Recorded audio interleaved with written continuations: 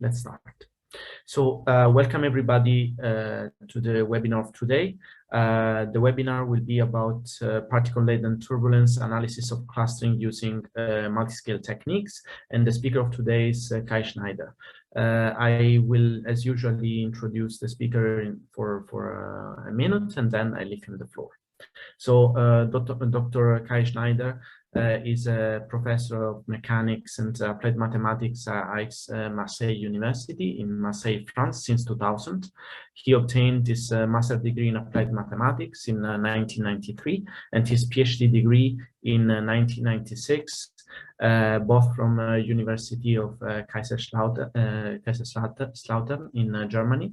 In 2001, he obtained his habilitation from the University of Louis Pasteur in Strasbourg in France.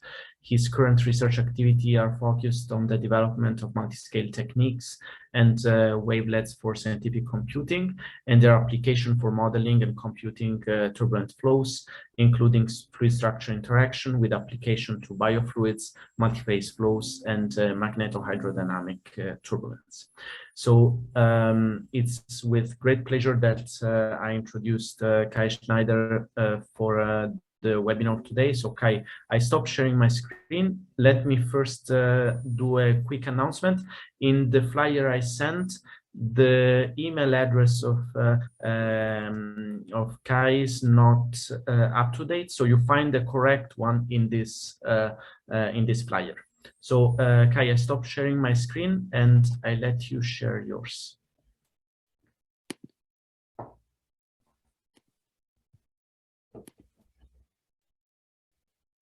Well, Francesco, thank you very much for this kind introduction and welcome to everybody. It's a pleasure to give a seminar within the series. I attended some of the talks and it's always very interesting. So I hope to give you a little bit of motivation to attend this talk. I would have loved to come to Lille also, but well, online is also okay. I'm going to present some recent work we did on particle-laden turbulence, so mostly on analysis of clustering using multiscale techniques. So some wavelets will be behind, and that's joint work with Thibaut Ujiya, with Keigo Matsuda and Katsunori Yoshimatsu, so the Marseille-Japanese connection. And the outline of the presentation is the following. First, a little bit of motivation and the goals of this presentation. A few words about the direct numerical simulation data we are analyzing. Very big computations done by the Japanese colleagues, by Keigo at the Earth Simulator. A few words about wavelets, a primer on wavelets and scale-dependent statistics we're going to apply to our inertial particle distribution and also to extract coherent clusters.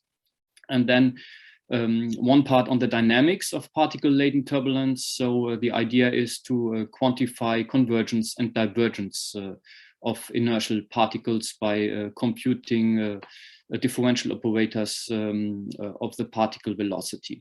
I think this part probably I'm going to skip. I show maybe one or two figures for synthesizing particle distributions and finally some conclusions. So what I'm going to show is essentially based on two publications. So one on the divergence and convergence in JFM and 2 years ago already, and one physical review fluids paper last year with the Japanese colleague and with Thibaut. Then the motivation for this work, well, it's mostly driven by cloud turbulence and small droplets, where people at JamesTech are mostly interested in Japan. So the idea is modeling the distribution of droplets in clouds where we have turbulent flows, but there are many other applications. So very important for green energy, our solar receivers we are going to install. Well, in Marseille it would be better to have more, but they will certainly come, I think so. So people put small particles inside the solar receivers to improve heat transfer, and there were already several research projects going on at CTR at Stanford, the PSAP project, where people are computing particle-laden turbulence, having in mind solar receivers and trying to improve and to understand the heat transfer. In combustion, of course, we have small droplets and particle-laden turbulence. Also, when you have sandstorms, it's maybe more unpleasant to see that, but you have to understand the transport and evolution of small particles in turbulent flow. And recently, of course, we are still concerned with the spreading of the virus, even if it's getting milder now. So we are trying to understand the propagation of small droplets in turbulent flow. I think that's it for the motivation. And now let's go more into the context of particle-laden turbulence in clouds. So in convective clouds, cumulus nimbus clouds, so we have some small inertial particles in high Reynolds number turbulence. So the typical size of clouds, it's about 1 kilometer. And then we're going to a very small scale of several millimeters here. And what people can observe in experimental data and also then in numerical simulation is we find turbulent clustering. That means we have preferential concentration. And the assumption we have in mind here is we're dealing with inertial heavy particles. So the density of the particle is larger than the density, much larger than the density of the gas. And what is found is that the particles then are mostly concentrated in low vorticity. That means in high strain rate regions due to the centrifugal effect. So here just a cartoon that you can see the particles are ejected out of the vortices, and you find all the particles in between the vortices. And the goals of this presentation are to analyze the particle clustering. So we are going to deal with three-dimensional high-resolution direct numerical simulations with up to billions of particles here. And we're going to assess the influence of different parameters, Stokes number and the Reynolds number, and also some numerical effects. So what is the influence, for example, of the particle number density on the statistics? This is quite important to understand. And then we are using orthogonal wavelet analysis applied to the particle density to perform scale-dependent statistics. And the idea is to use the localization of wavelets with a simultaneous scale information to characterize void and cluster regions in the preferential concentration fields, and to use also sparse wavelet representations to extract coherent clusters. For the dynamical part of this talk, we're going to apply Voronoi tessellation, which has been done previously in different works, but here the goal is to use Voronoi to be able to compute vector differential operators, so the curl and the divergence operator of the particle velocity. The difficulty is the particle velocity is only defined for point particles at the particle positions, so we need a tool to get some information, dynamical information of the particle velocity. And the idea is quite simple. When you have Voronoi tessellations, you can check, are your Voronoi cells getting smaller or are they getting larger? That means, do you have convergence or divergence? And that can be computed, and that is a technique which allows you to compute the divergence of the particle velocity. And maybe at least one slide on synthesizing particle densities using some tools from machine learning. So just a summary here, two-dimensional cuts, what I like very much in Maxime Bassen's PhD thesis in Stanford. So direct numerical simulations of point particles for different Stokes numbers, the vertical axis, so very light particles, very heavy particles here, and also for comparison, a random field, just a Poisson distribution.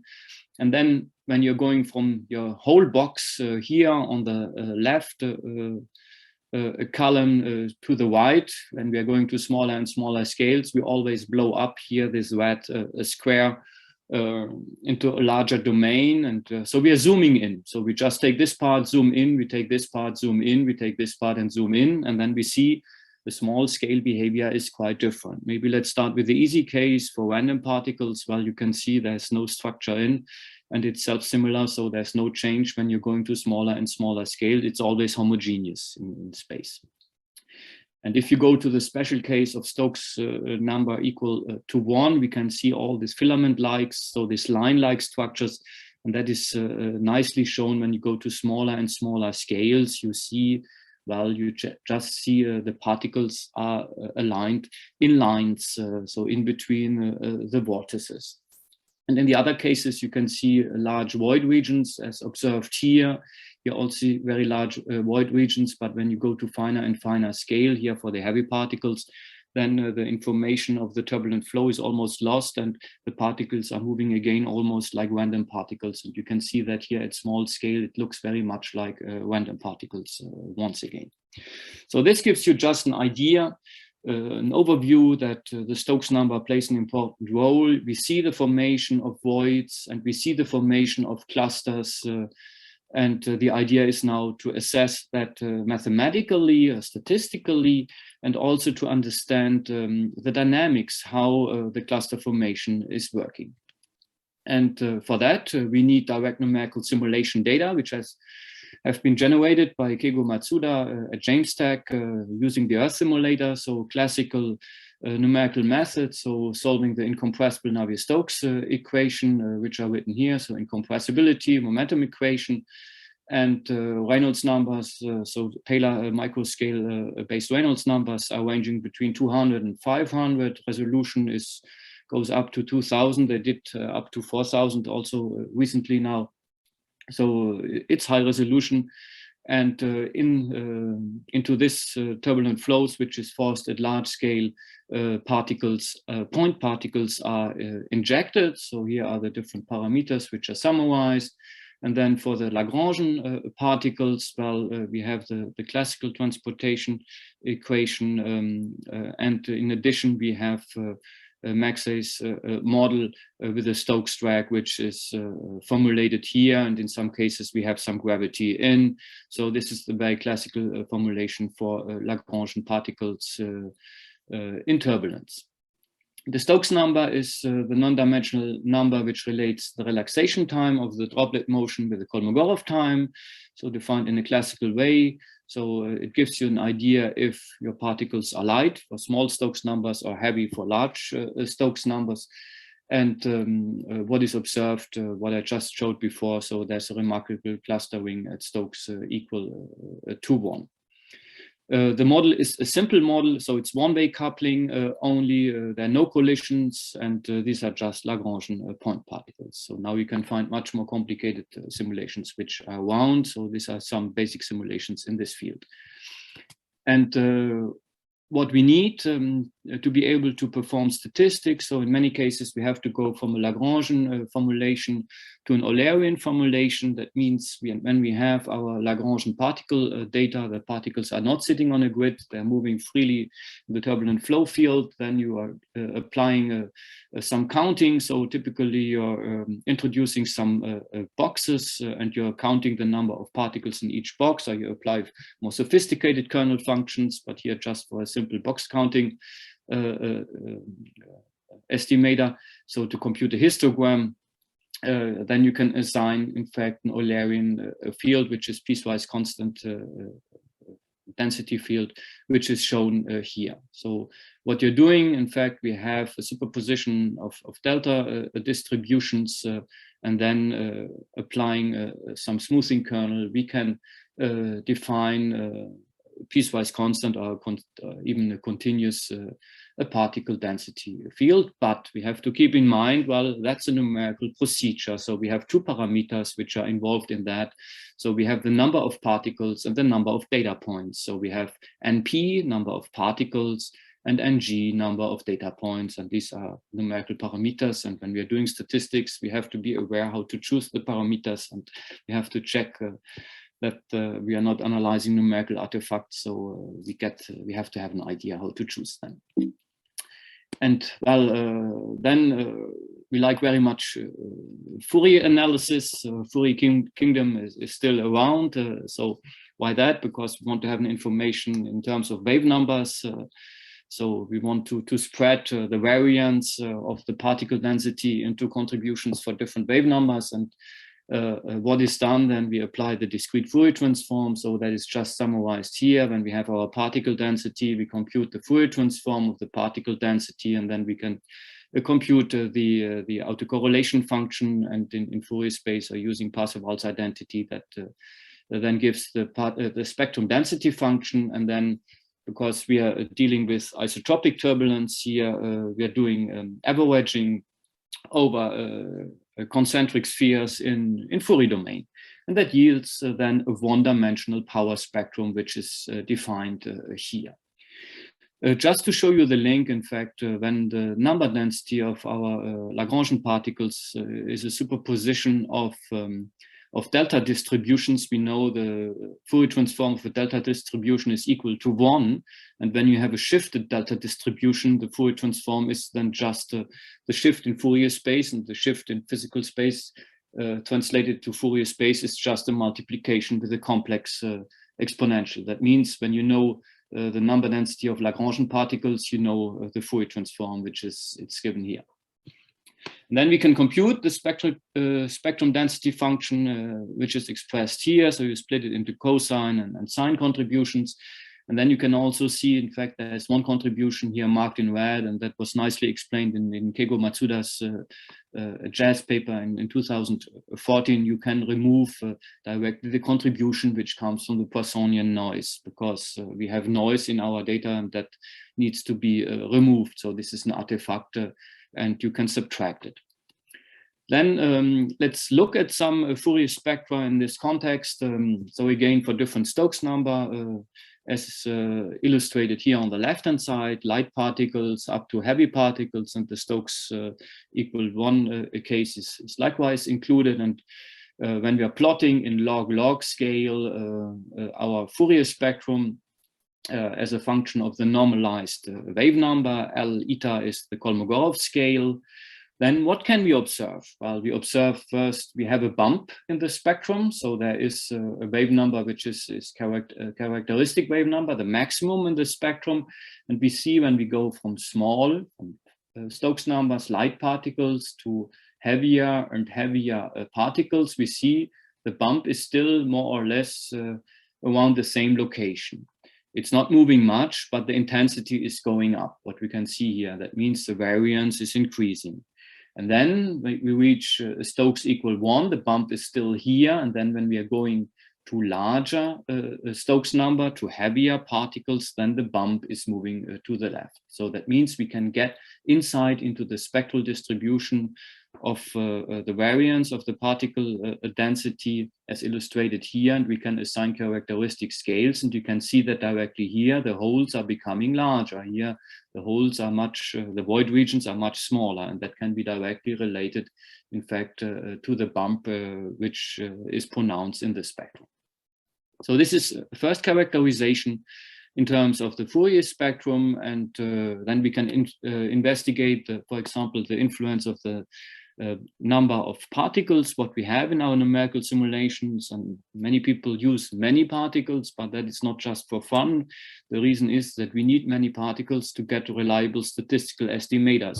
And that is illustrated here again for the Fourier spectrum, which is plotted in log-log representation. And moreover, we also plotted the Fourier spectrum of the Poissonian noise, which are the kappa square straight lines, which are illustrated here.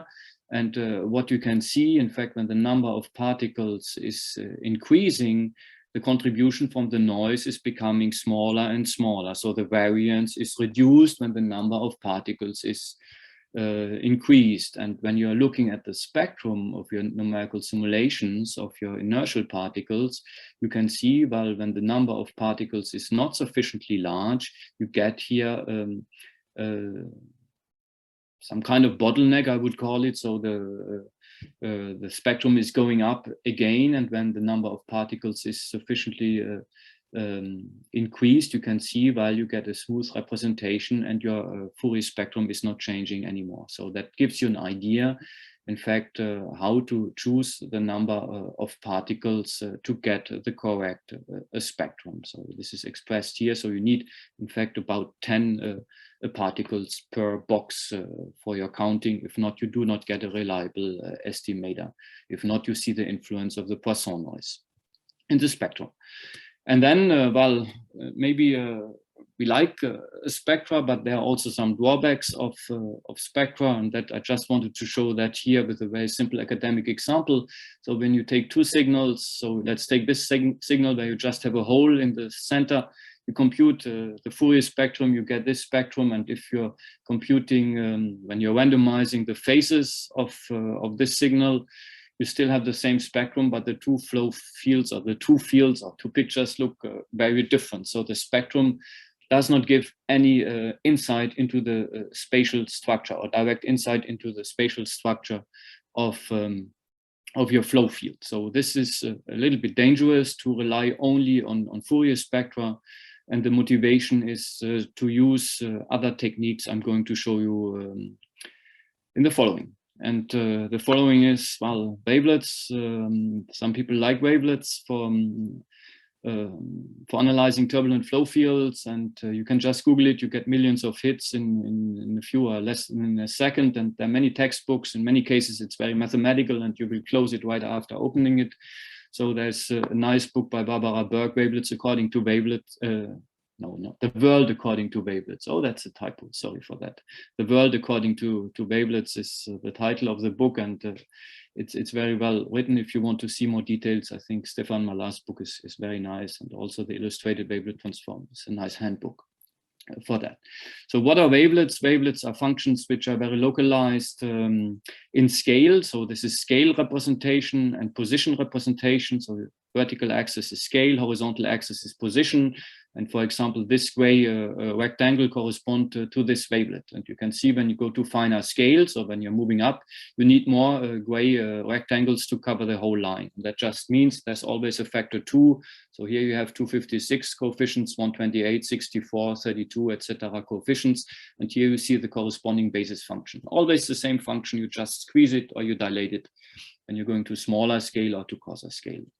You can do a bit of mathematics, but the only message here, only take-home message, what we need, you can develop a function, a signal, or a turbulent flow field into a wavelet series. It's very much the same as a Fourier series. So we just have coefficients, so wavelet coefficients, and your basis functions.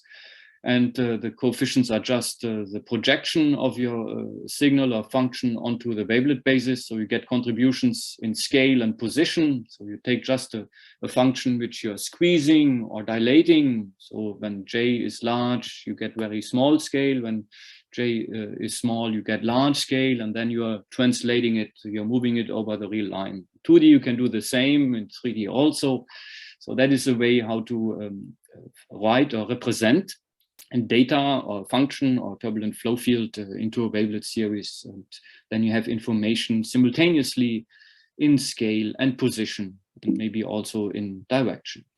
Just to show you one example here for wavelet representation, to show you what can be done with that. So when you have sailing boats close to Marseille, the picture on the left, you go to wavelet space, and then you get all the wavelet coefficients. These are small scale wavelet coefficients, larger scale wavelet coefficients. I hope you can see my pointer. And larger scale wavelet coefficients, and then you get the coarse scaled image. And then you can filter it. You can represent it only at large scale, at smaller scale, smaller scale, smaller scale. You just do linear filtering, you add scales, or you can do the other way around. That is similar to what people are doing in large eddies simulation. You are doing low pass filtering of your image. That can be done directly also in wavelet space. And then what is more interesting is to say, oh, let's take all the wavelet coefficients on the right, and let's just take the big guys. So the big guys who are playing on the stock market are more important than all the small guys. So the idea is just to take the large wavelet coefficients. You see the mast here, for example, you see the stripes on the sails, and then you can just say, oh, let's take the red wavelet coefficients, the strong wavelet coefficients, and then you get very good representation and compression of your image. So just using 3.3% of the wavelet coefficients, you get an almost very good representation of your image. So, and you need very few coefficients at small scales, what you can see here, because mostly nothing is happening here. So the sail is constant, so the color is constant, so you don't need wavelet coefficients here. So many of them are 0. And that is the idea why this is interesting to represent data, also turbulent flow fields, particle densities, because you can use it also for denoising, because noise is not compressing in any basis. And if your image is very well compressed in the basis, then you will also be able to extract just the strong coefficients, and then you can remove all the noise. That's the idea we're going to see right after. So if you take a little bit more, 10%, you almost see no difference. Maybe here the numbers are getting a little bit better, but already with 3% you can see it. That is just by iNorm to illustrate how this is working.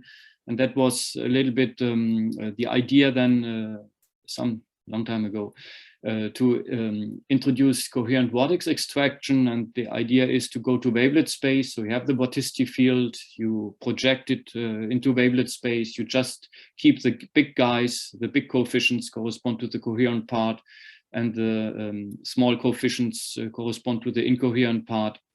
And then you can invert Biot-Savart, reconstruct velocity field, etc. Just to show you that here for two-dimensional turbulence, to see that once you have a vorticity field here on the left, that means you can split it into the coherent vortices and all these background noise-like contributions which can be modeled. So the idea in many cases is, well, these are the driving guys which are important, and all that you do not have to compute it and you can neglect it. You can be modeled by turbulent dissipation. That can be done also in different contexts. What we did here in the field of plasma physics for particle in cell simulations. So the total current density, the coherent one looks very much the same. Incoherent one is very much noise-like. And you can see that in the statistics also. It's very much Gaussian-like here, while the other ones have heavy tails. So the Gaussian one is the incoherent noise-like part. And that can be used also to define the onset of turbulence here in the context of plasma turbulence, because at the beginning you have some incoherent contribution, but then when your flow is becoming fully turbulent, you can see the incoherent contribution goes up. You see a transition you can see here, and then you have a turbulent flow field. It's exactly what you can see here at the beginning. There's not much incoherent part, and here you have then a lot of incoherent part coming up. So the noise level is increasing, and that can be used to characterize turbulence. Also, you can use it to quantify waves and structures, so in astrophysics for kinetic turbulence, but that's maybe a little bit out of the scope here.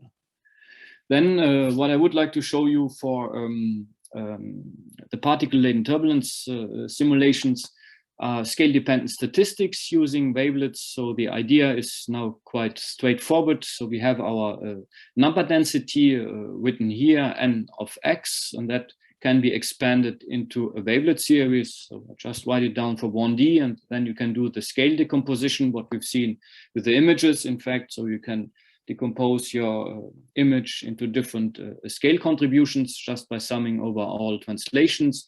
And then you can introduce scale-dependent moments. That means at a given scale, 2 to the minus j, you can introduce a pth order moment of your image or of your particle density here, and then you can compute skewness and flatness factors, so third order moment and fourth order moment normalized by corresponding powers of second order moments, and that allows you now to compute scale-dependent skewness and scale-dependent flatness contributions, so which quantify respectively the anisotropy of your PDF, so if it's skewed or not, if you have more void or more cluster regions, or if you have heavy tails in your PDF, so for intermittency. And this is what we did here. So we can check then again the influence of number of grid points for the skewness on the left and for the flatness on the right. So what is plotted is the skewness as a function of normalized wave number.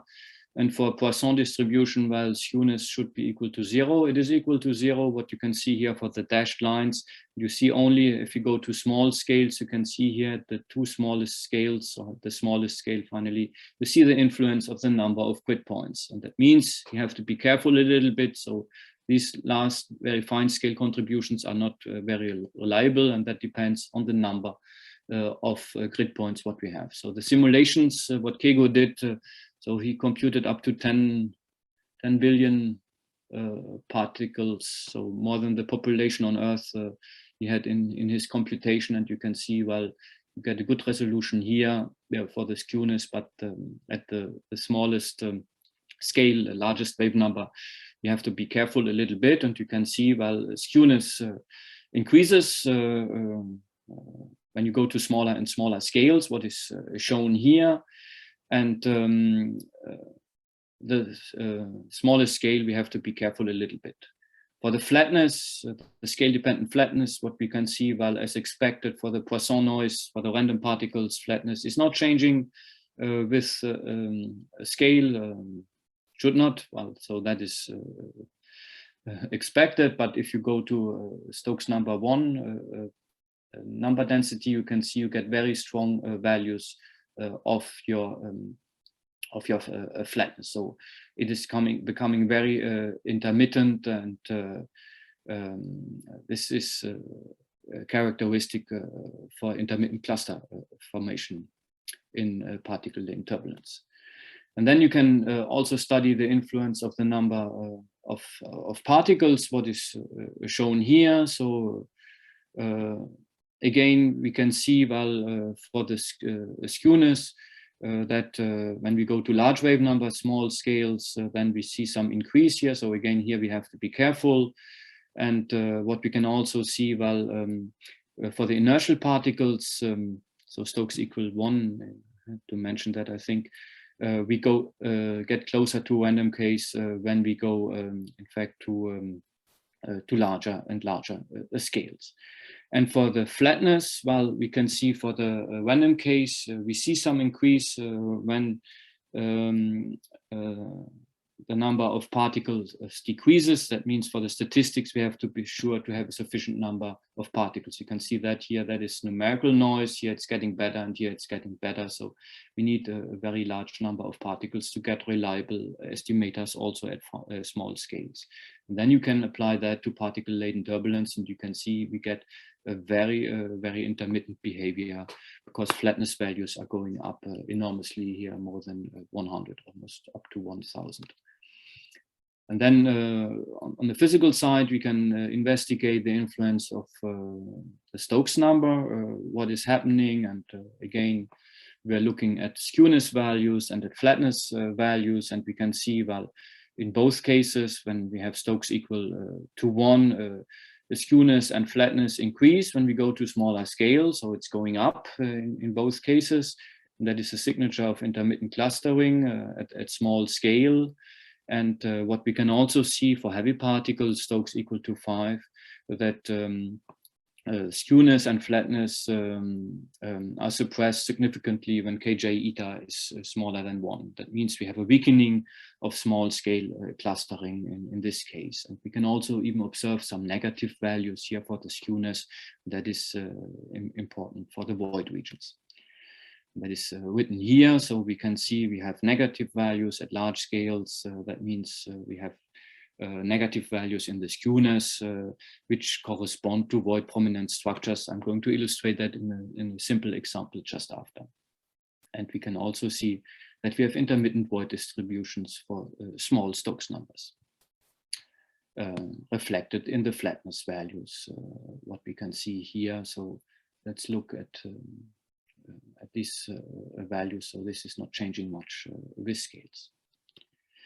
And to motivate you why we are so much interested in skewness values, let's make a very simple one-dimensional example. So here, just the particle density at a given scale, so which can be reconstructed using this Wavelet filtering techniques. You can see when you have cluster prominent structures, so positive values here, these spikes in the particle density, we have positive skewness values. And when we have void prominent structures, so we have these holes which are pronounced, then we have negative skewness values. So we can make a link between the spatial organization and skewness values at different scales. And that is exactly what we did to get an idea into the statistical signature of void and cluster formation in particle-laden turbulence. Reynolds number dependence can be investigated, but maybe I'm not going to insist too much. So we can see in fact, that the flatness increases only slightly when Reynolds increases. Well, if Depends also how much you can increase it, because it's becoming incredibly expensive. And we can also see that well, we have some apparently some homogeneous void distributions at large scales reflected here in the skewness values. And the conclusion from this part, and then let's move on to the dynamics part, is summarized here. So I try to motivate wavelet analysis, why we are using it, because we are interested in skewness and flatness and in scale-dependent versions of that. We saw also we have to be careful how to choose the number of particles and the number of grid points. So there is some influence on that. And what we've seen for Stokes equal 1, let's maybe just pick this case, that skewness and flatness increase when we're going to smaller scale. And that means that we have intermittent clustering at small scales, and that can be quantified by computing both values.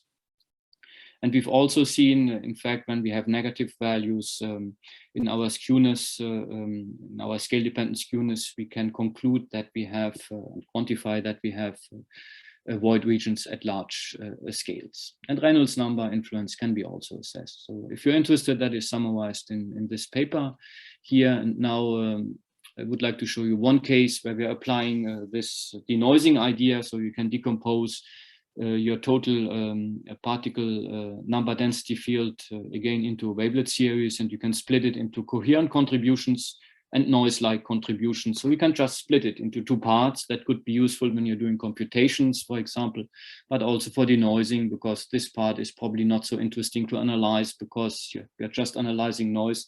Then you can stabilize also your statistical estimators, and people are doing that, for example, in particle-in-cell simulations, where you also have particles that you apply denoising techniques.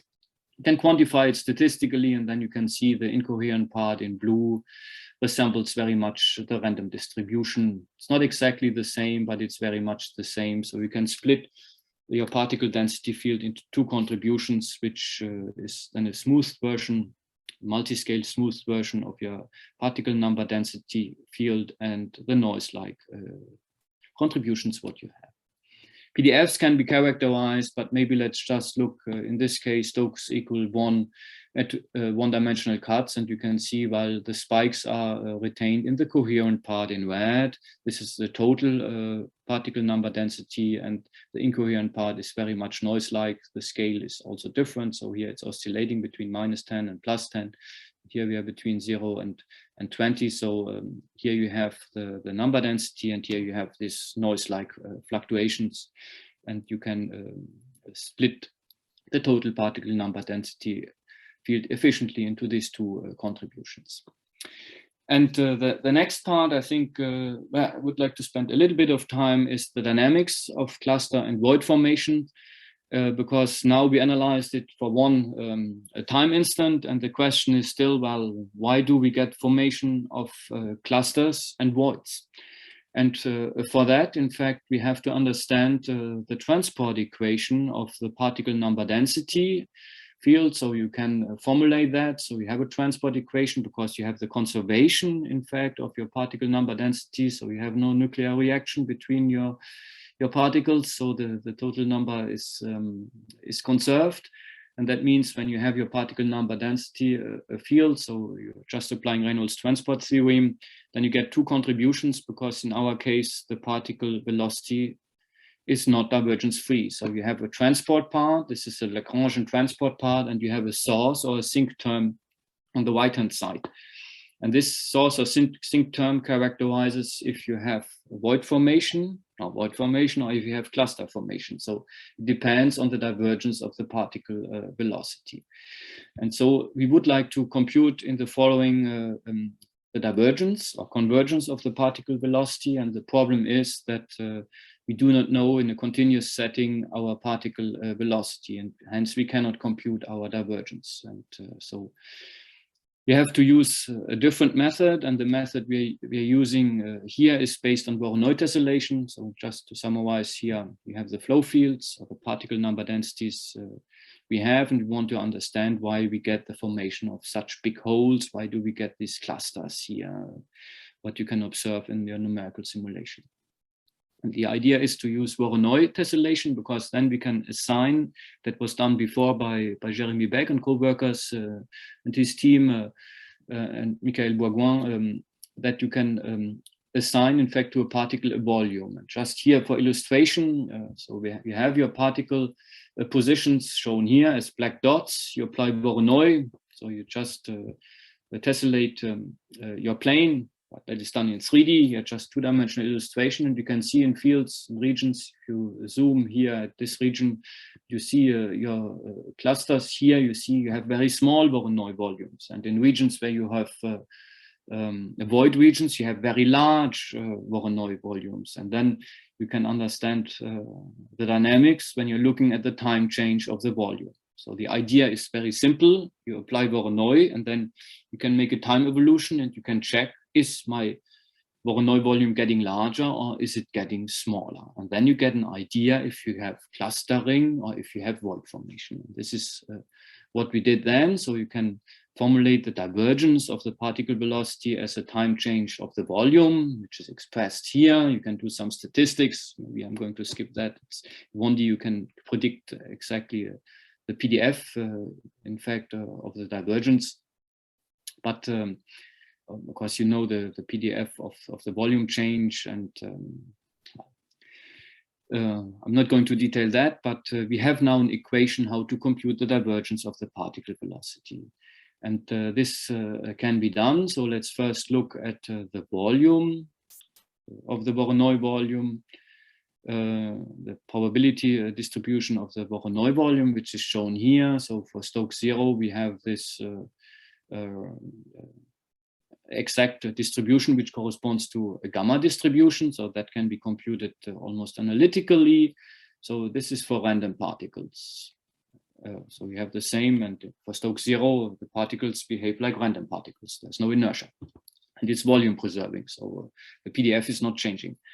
And when you have now some inertia in, so you take heavy particles, then you can see, well, the probability of the Voronoi volume is changing with the Stokes number, which is indicated here. So the small guys correspond to the clusters, the big guys here, big volumes, correspond to the voids. And you can then say, oh, when you have a deviation from this random distribution, then you can define in a certain way what are clusters and what are void regions. But that was done already before, and here we're using now this idea of Voronoi tessellation and the time change to compute the divergence. And the divergence, sorry, is computed here. So we have the PDF of the divergence. And of course, for Stokes 0, the divergence should be equal to 0. But when you're doing it numerically, it's not the case. And you can see, well, you have some finite variance. It's not equal to 0.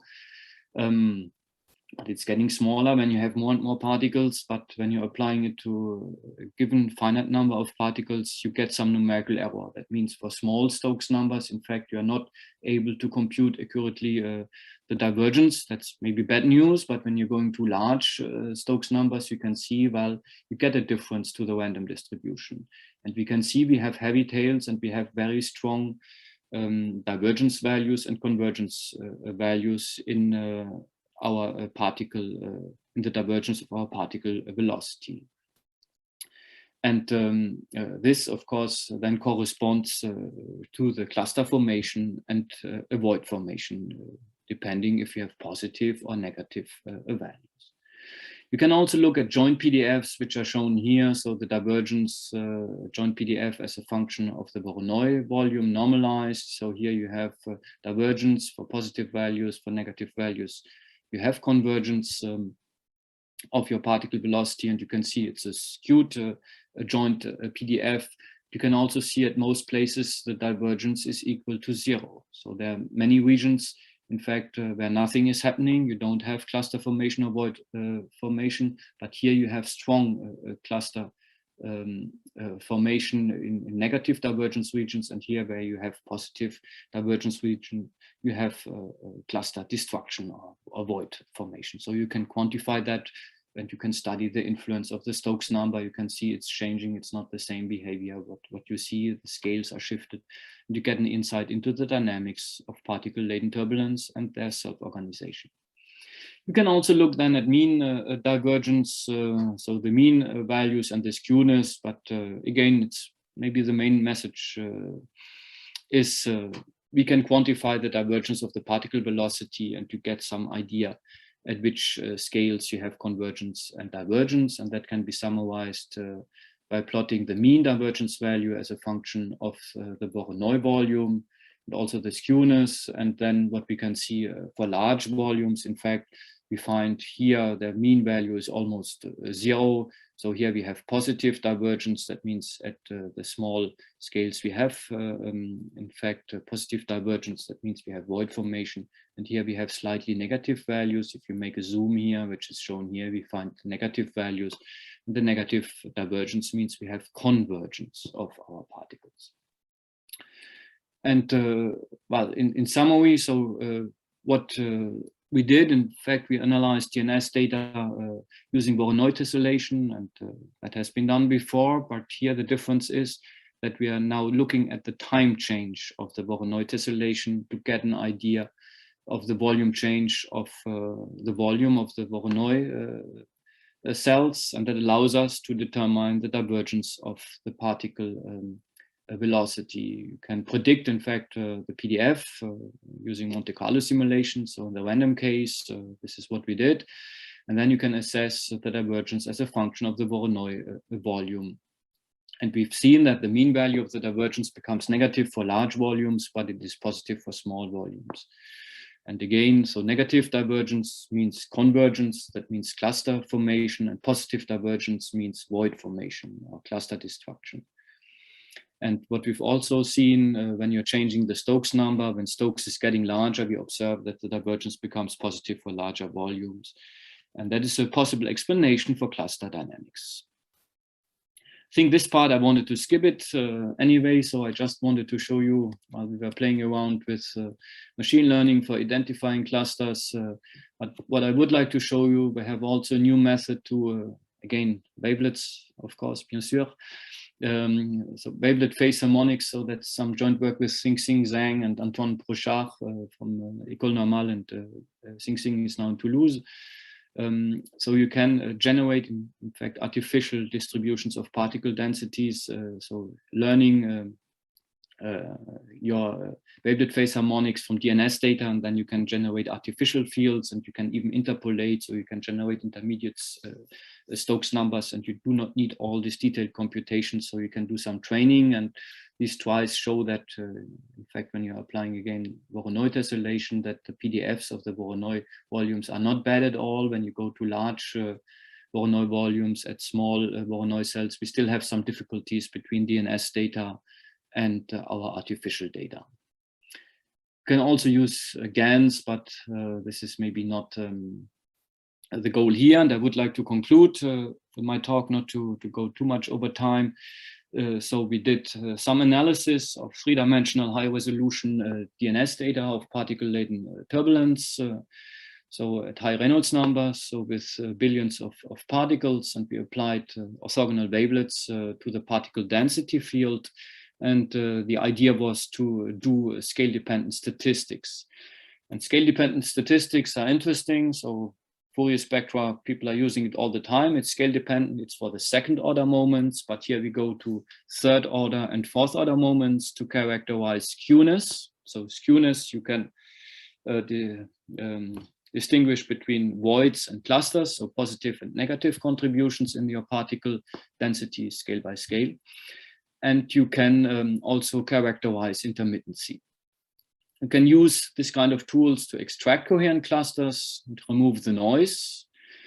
And for the dynamics, so all that was for statistics. And then for the dynamical analysis, we're using the time change of the Voronoi volume to characterize the convergence and divergence of particles. And some first tries for machine learning likewise. And the last slide I would like to show you, this one, is some ongoing work. So now there's a recent paper where we are applying this kind of techniques also for porous flows through porous media. So turbulent flow through a porous unit cell. So when you have particles in here, and then you can be interested in clustering and void formation in more complex domains, you can again apply Voronoi tessellation. You can adapt it to more complex configurations. And recently we were also looking at the curl of the particle velocity, because you can then look how is the Voronoi volume turning, the rotation rate. And then you can define helicity and the PDF of the rotation of the particle velocity to see if you have a strong rotation in your particle-laden flow, or if you have even swirling flow. And with that, I think I'm at the end and I would like to stop here. So thank you very much for your attention. Maybe you have questions. Thank you very much, Kai, for the very interesting talk. And as you said, let's just open the floor for questions. So whoever wants to ask a question, just feel free to unmute your mic and also by chat as you like. Everything is possible. Maybe I put the chat here on the left hand side. Hello, good afternoon. Hello. Can I ask one or two questions? Yeah, sure. Yeah, of course. Go ahead. Yeah. Prefer to ask directly rather than using the chat. But yeah, no, that's better. Always better, like in real life. So, so one question, I probably missed it, and you said it at the beginning. Yeah. Is so the results you presented are for one-way coupled. That's right. Yeah. Maybe okay, I go back just at the beginning. Yeah. So it's a very simple model. And no collisions. Right? No collision. It's point particles, but many of the tools can be applied to to more sophisticated settings. So we have just a Stokes drag, very simple. So would say one of the simplest models which are around. No memory effect. Okay. But is there a specific reason for taking the drag correction factor always equal to 1? Because I think that for maybe the higher Stokes number particles that you have, this might correspond to an underestimation of drag. So do you think this is an important aspect of the simulations and of your results, or it's not really?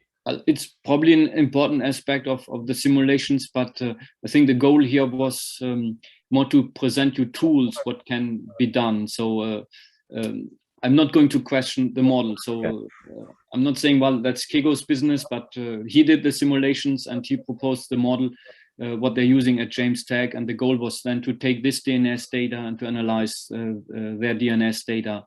And of course, the model, there are more sophisticated formulations. I agree. I think also finite size particles would be very interesting to be analyzed, but then you need collisions, and this is not what we did. So far we were focusing on this very simple model, and we were just taking very simple Stokes drag here. So it's one of the simplest formulation. Yeah, I agree that these might be effects that change maybe quantitatively the results you have shown. Yeah. No, absolutely, yeah, that can be changed. Yeah. And if I may, another very quick question, and then I shut up. Continue. About the last part, so the machine learning part. So you mentioned that you can synthesize. It's actually written in one of the slides. The particle density fields. So I didn't get why you are interested in doing that. So what is the motivation? That I missed it. Well, one motivation is, and then I give you the second one. One motivation is, in many cases, you have simulations for some Stokes numbers. Let's say you have Stokes 1 and you have Stokes 5, and then you would like to have data for Stokes equal 3. And you do not want to run your simulations again, because these are very expensive simulations. And when you have simulation data from Stokes 1 and from Stokes 5, then you can train a neural network, or here it's something else. It's similar. It's wavelet phase harmonics. In fact, it's a different approach to generate the point processes. Then you can train your point process, and you can generate new ones where you can interpolate Stokes numbers. So that is one case where you say, well, you could be interested in generating data for other parameter values. But there's also some interest when you say, well, if I have DNS data, and in many cases you do not have a sufficient number of realizations because your DNS computations are expensive, then you can say, oh, let's train with machine learning your computer, and then the computer can generate you millions of snapshots, and then you can improve your statistics. So there are many ways why people are interested in doing that. And another way is, it's maybe, you'll be surprised, but in many cases it's good also to have an element of machine learning, because funding agencies are now asking for this keyword. And it's good to cover this topic at least a little bit, that you're also playing a little bit in this field, let's say. But that's not my primary interest. The interest was here. We had a connection with Stéphane Malat at École Normale, and there was a very good postdoc, Sing Sing, and he wanted to generate point processes. And Antoine, he does his, he just will defend his PhD thesis next week on point processes, and they were looking for some field of applications. And we had a lot of data available, and then they were using it to generate such realizations of point process. So this is actually particularly useful when you have a case like yours. So you have, for instance, a dilute suspension of particles. Yeah. Then you can use the same flow field to generate as many Stokes numbers. Absolutely, yes. Yes. That is the motivation, but I think there's no deeper scientific motivation behind it. You can do it, and then you should try it, and in many cases you need more data. Okay, thanks a lot. Thank you very much. Welcome. Just a curiosity about this very last point. Is it possible to, I mean, is it robust basically to increase a little bit the number of particles by machine learning to improve the statistics? Yes, in fact, that's the idea of super resolution. Well, we're doing that in a different context, also for turbulent flow fields without particles, because you can train your neural network to increase artificially your resolution, and that can be done also for point particles. Yes. Okay. There's some hope. Well, there's also a practical issue. I think it's not we're just doing machine learning. There's also some help why people are doing that. There's some good properties of that. Yeah. So I see Michael Gorokowski who yes. Go ahead, Michael. Guys, thank you very much. It's really very interesting, and especially I like very much this idea of wavelets, like a pixel, to analyze the image of large scale structures, smaller scale structures. And this is really very interesting to analyze the concentration field of particles.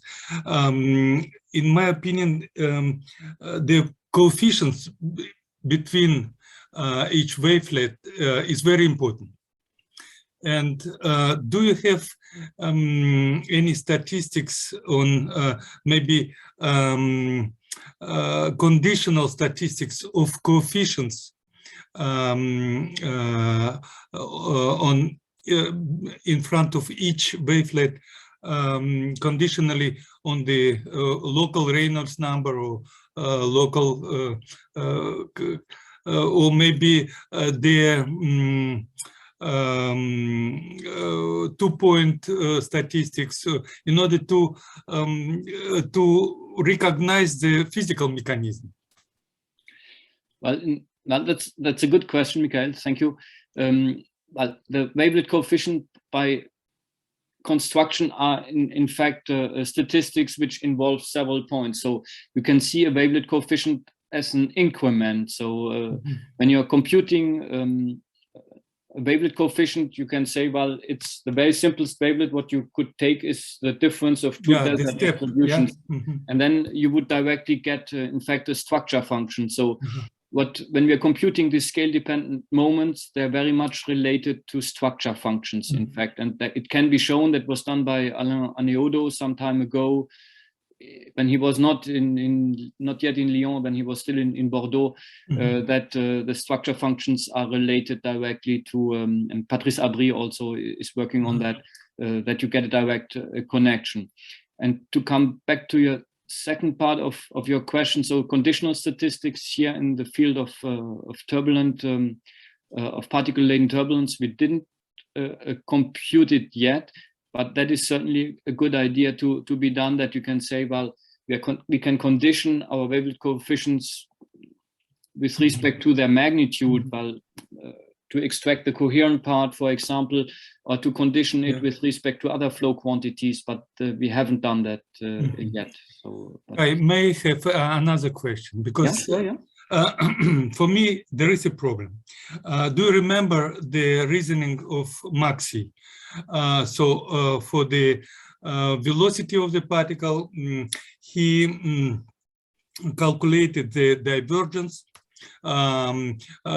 He first of all, using the solution from the Stokes equation for the particle, he cut off the order of second order, and then he constructed the divergence of the velocity field of particle. Yeah, that's right. Yes, yes. So I continued this reasoning. I just calculated the second term. Yeah. Yes. And the second term, it turns out it is greater than the first one if the Reynolds number is large, just by Kolmogorov scaling. It is really very evidently seen. So that's why this centrifuge mechanism, it is no more working when the Reynolds number is high. And there is another mechanism. Another mechanism is the orientation of your vertical structures, energetic vertical structures, and alignment of the acceleration of heavy particles towards the direction of the vorticity, or to the direction of 3D term in the vorticity equation. And then it gathers heavy particles, because lighter particles, they respond to another small structures, and it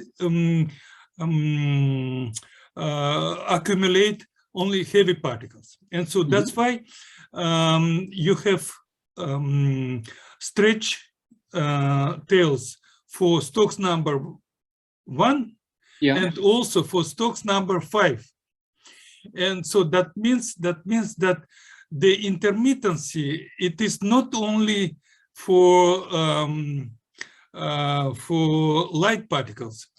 The larger Stokes number, more longer time, the particle feels all small structures of intermittency. And so, because for the relative statistics of the relative velocity, the times smaller than Stokes time, they contribute to the statistics of relative velocity.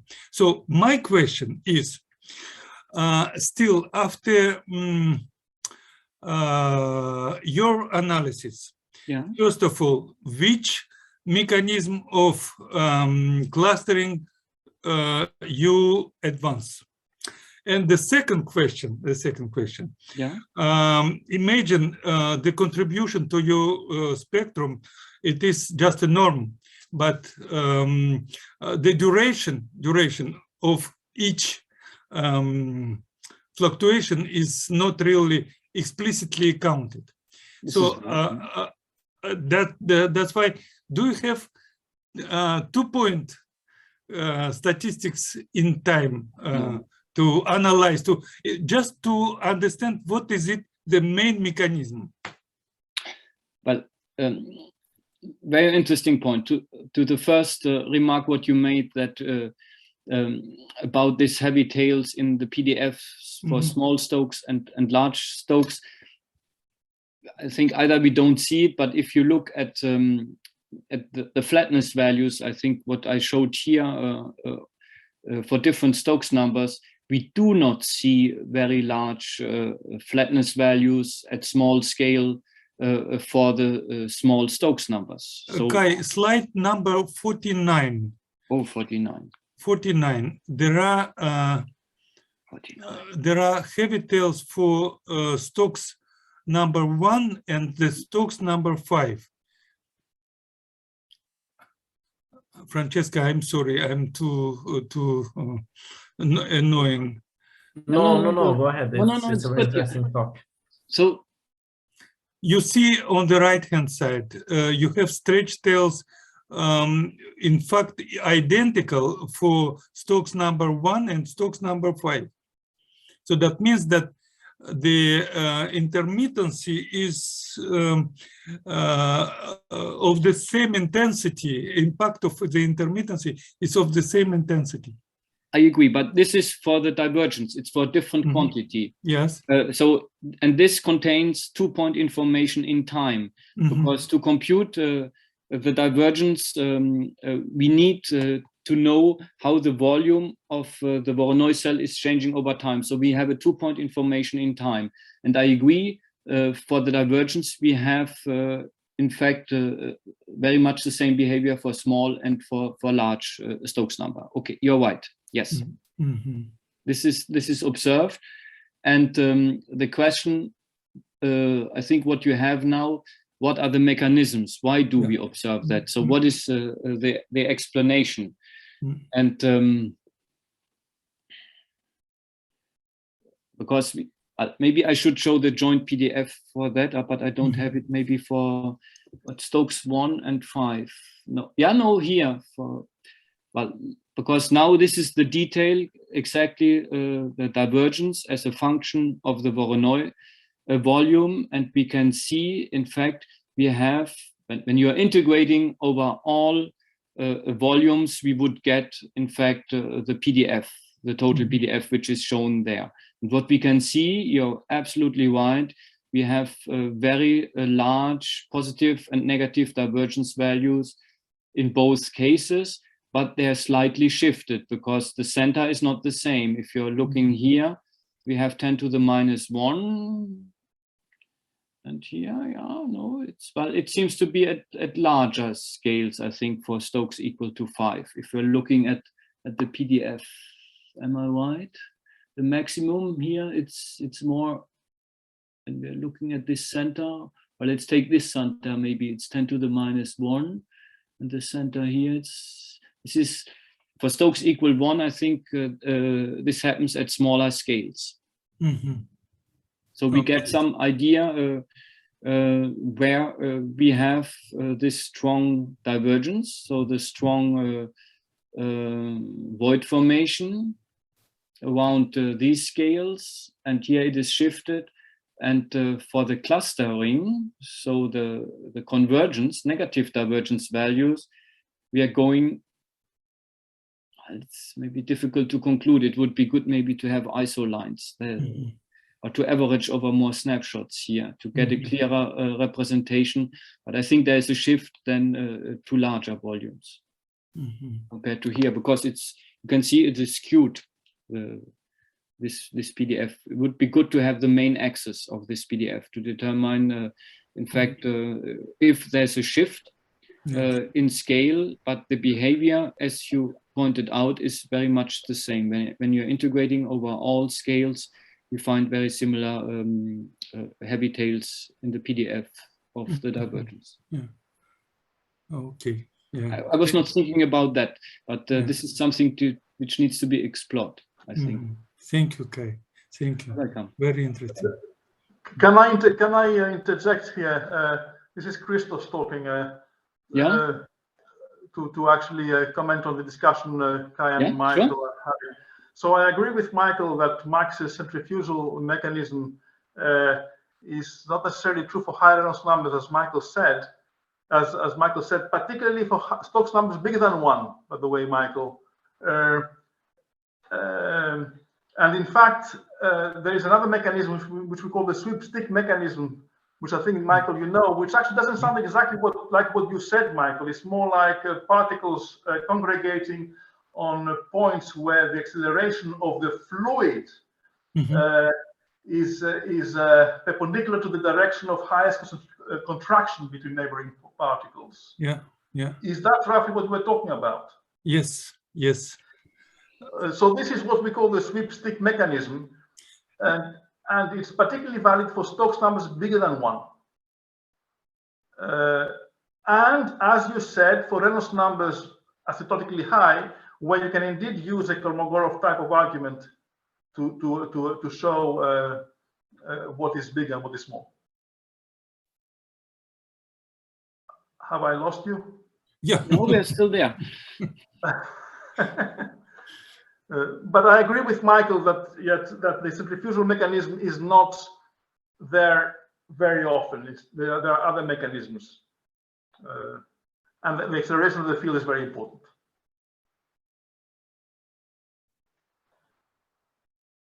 Maybe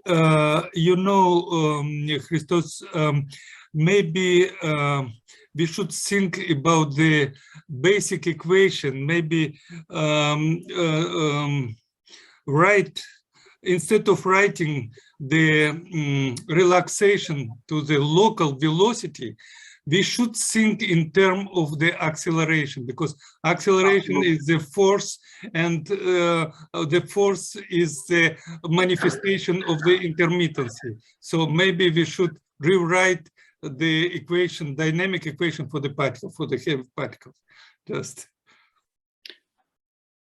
And the other point, which is related, and where we're very much interested in, is the transport equation for the particle density, to have it scale dependent, because so far we only have it globally. So we are not looking at the different scales of motion where we have this divergence and convergence. It's a little bit hidden in here, but we would like to compute the divergence at different scales. Yeah. To have this information, and well, we should integrate probably in the vertical direction here. The velocity of the particle is equal to the velocity of the fluid plus a correction, which can be big or small, but the correction is 0 where acceleration is 0. Therefore, if particles are at 0 acceleration points, they stay there for longer than if they are not.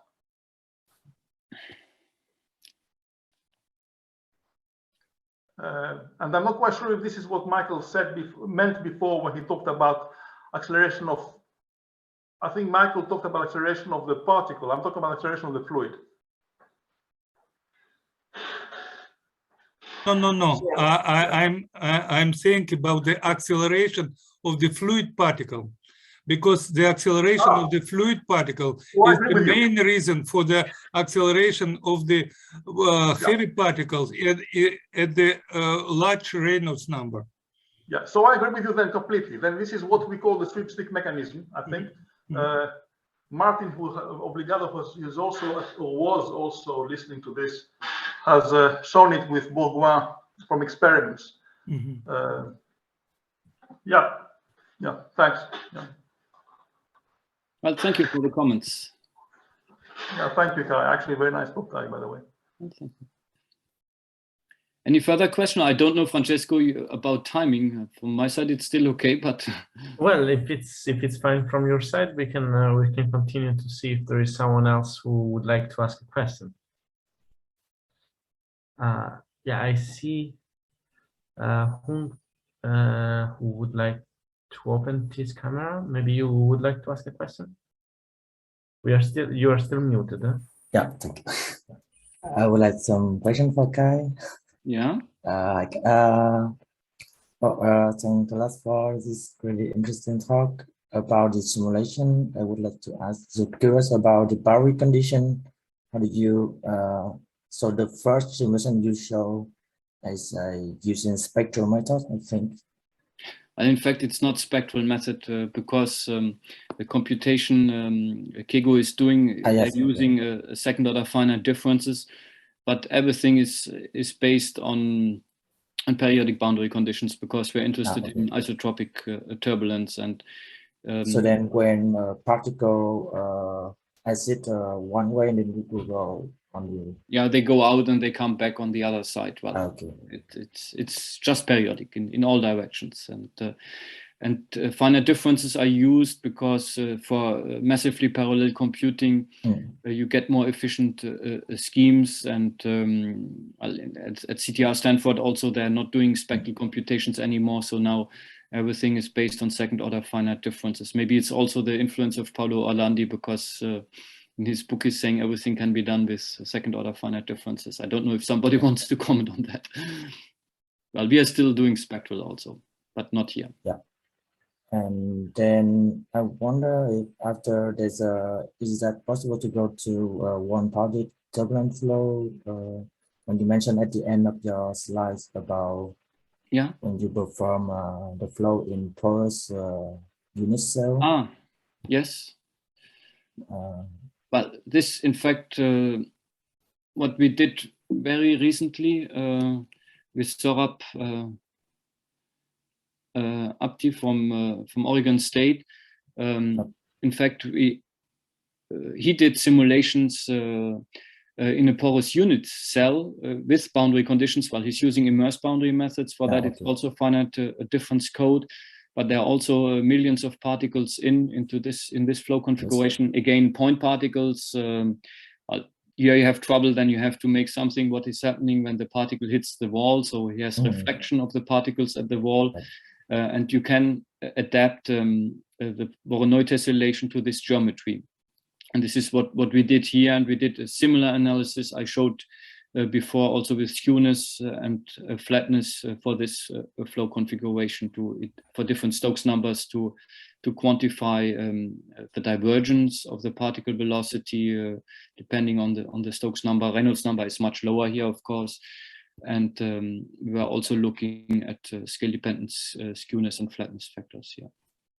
So technically, you can add the one into the...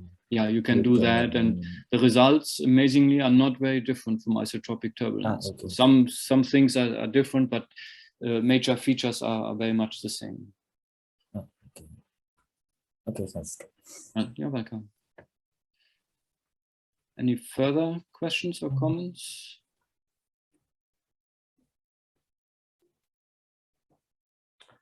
Let's see if there is someone else who would like to ask a question. So just feel free to unmute your mic.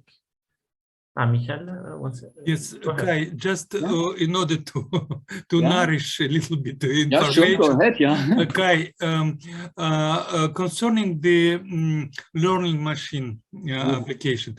So just could you make a few words?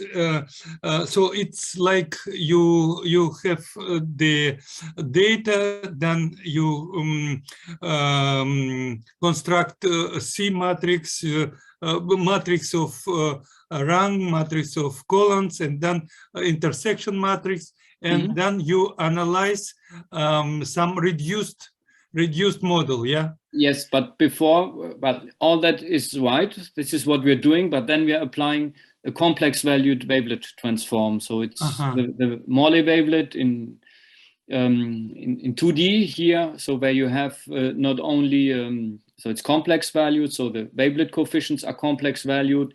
And then we are computing scattering transforms, what Stefan Mahler introduced. And scattering transforms is, in fact, you are taking then the wavelet transform of the modulus of the wavelet coefficient, what you had. So it's a convolution of wavelet transforms. So you have a first layer where you're computing complex valued wavelet coefficients. You take the modulus, and then you're applying again a wavelet transform to the modulus of the wavelet coefficients. And then you have scattering moments, what you computed. And when you have the scattering moments, all phase information is lost. And what Xing then proposed is to use phase harmonics. So you can then reconstruct from the modulus of a coefficient, again, a complex value when you're turning the phase again. So you're making a harmonic, it's called phase harmonics. So you're multiplying with a complex exponential, and then you can recover some phase information for spatial locality. And once you have your wavelet-based phase harmonics, then you can invert a wavelet transform once you have these coefficients, and you can reconstruct your point process from that. And the wavelet object which you compress and translate, it is just a sinus or no, it's in fact it's a modulated Gaussian. We have a Gaussian function, and Okay. it's a modulated Gaussian function, and you just take the positive frequencies to make it a complex value. Okay. So it's a classical Morley wavelet what Mala is using, and so he opened a new field of scattering moments. Scattering moments are wavelet transformed wavelet coefficients. Okay. They have some nice properties, mathematical properties. They're stable and invariant to translations and some other transformations. And having that, you can then generate a stochastic process from once you have these moments and construct your particle distribution. Very interesting. Very interesting. Sure. And this is in the context of machine learning, because the wavelet transform is like a convolution layer. It's nothing else. It's just different language. So it's natural. Thank you. But I can send you, in fact, there's a PhD thesis where all that is well written. I just wrote the report. In fact, it's Antoine Brochard. He will defend the 31st of March at École Normale. Once it's published, I can send it to you, I think. Thank you. Yeah. You're welcome. Okay. Well, I don't know, maybe it's people are tired now, or if not, please go ahead. Yeah, I think it was quite an involved discussion. So thanks a lot for replying. And as you could see, your talk has been quite much appreciated by the audience. Thank you. You saw that the discussion basically lasts longer than the presentation, more or less. That's right, yes. Very good sign. Very good sign. So thanks a lot, and I invite our audience to thank you once again. Well, thank you very much for the kind invitation, and thanks to all of you attending this lecture. And I'll hopefully see you next time in real life again. Not next time, Kai. Next time, from 15 to 17 June, I'm organizing the workshop, turbulence and interface. And yes, in June. Yeah, and so you are very, very welcome. Okay, thank you very much. I will try to come. I just wrote it down. I will check my agenda and let you know. Thanks a lot, Miguel. Okay, à bientôt. Hein? See you soon. Bye bye. Thanks again. Merci. Bye everyone. Je suis toujours dedans.